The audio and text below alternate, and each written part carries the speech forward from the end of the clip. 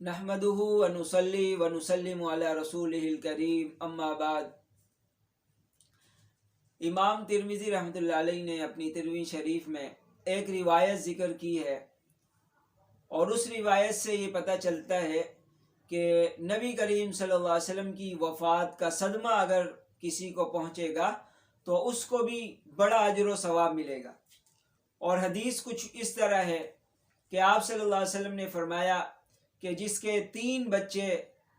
نابالغ کی حالت میں دنیا سے چلے جائیں، رخصت ہو جائیں، وفات پا جائیں، تو وہ بچے جو ہیں اس کے لیے فرد ہوں گے۔ فرد کہتے ہیں یعنی پہلے سے انتظامات کرنے والے ہوں گے، لہذا جب اس کے ماں باپ جب دنیا سے رخصت ہو کر جائیں گے تو ان کے بچوں نے پورا انتظام کیا ہوا ہوگا، لہذا پکڑ کے جنت میں لے جانے تک وہ ان کے انتظامات میں لگے رہیں گے۔ جب جنت میں داخل ہو جائیں گے تو پھر جو ہے وہ بچے اپنے ماں باپ کے ساتھ جنت میں رہیں گے۔ اب حضرت عائشہ رضی اللہ تعالیٰ عنہ نے فرمایا کہ اگر کسی کا ایک فرد ہو، یعنی اگر ایک بچہ نابالغ کی حالت میں فوت ہو جائے تو آپ صلی اللہ علیہ وسلم نے فرمایا اس کے لیے بھی یہی فضیلت ہے۔ جس کا 3 بچے فوت ہو جائیں، 2 فوت ہو جائیں، 1 فوت ہو جائے، سب کے لیے یہی فضیلت ہے۔ اب حضرت عائشہ رضی اللہ تعالیٰ عنہ کی کیونکہ کوئی اولاد نہیں تھی، اس لیے انہوں نے ایک عجیب سوال کیا کہ فَمَن لَّمْ يَكُن لَّهُ فَرَدٌ مِّنْ أُمَّتِكَ، کہ اگر آپ کے امتیوں میں سے کوئی ایسا امتی ہو جس کا کوئی بچہ نہ ہو، یعنی بچے ہی پیدا نہ ہو، تو پھر اس کے لیے کون فرد ہوگا؟ تو آپ صلی اللہ علیہ وسلم نے حضرت عائشہ رضی اللہ تعالیٰ عنہ کو فرمایا کہ فانا فرط امتی،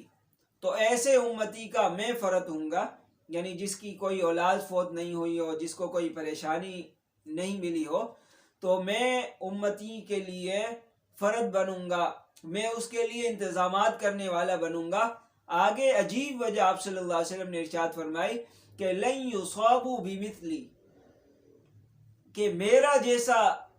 صدمہ جو ہے ان کو ہرگز نہیں پہنچے گا۔ یعنی جو ہے نبی کریم صلی اللہ علیہ وسلم کی وفات کا تذکرہ جب ہوگا، نبی کریم صلی اللہ علیہ وسلم کے دنیا سے رخصت ہونے کا جب تذکرہ ہوگا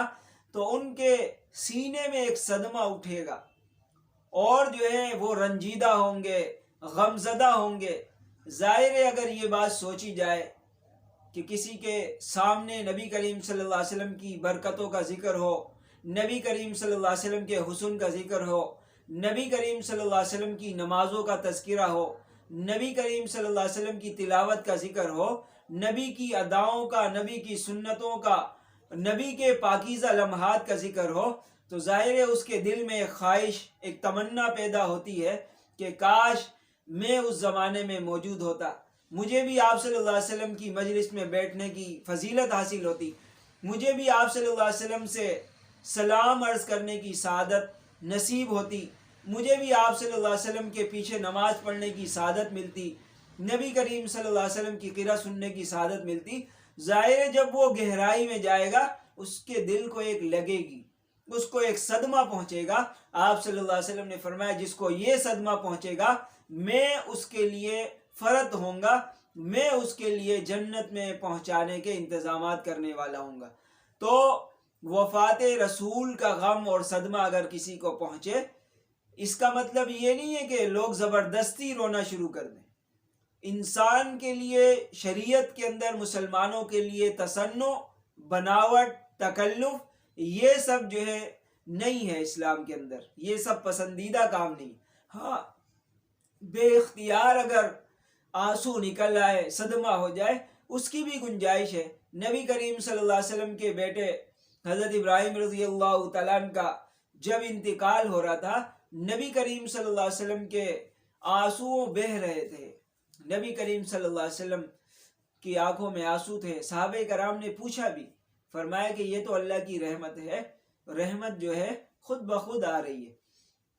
تو اس لیے باقاعدہ رونا دھونے نہیں ہے۔ ہاں اگر کسی کو دلی صدمہ پہنچے اور جو ہے اس کے کچھ اثرات اگر آنسو میں بھی آ جائے انشاءاللہ اس کو جو ہے وہ اجر و ثواب ملے گا کہ قیامت کے دن آپ صلی اللہ علیہ وسلم اس کے انتظامات کریں گے، انشاءاللہ اس کے حق میں نبی کریم صلی اللہ علیہ وسلم شفاعت فرمائیں گے۔ اللہ تعالی ہم سب کو نبی کریم صلی اللہ علیہ وسلم کے نقش قدم پر چلنے کی توفیق عطا فرمائے۔ اللہ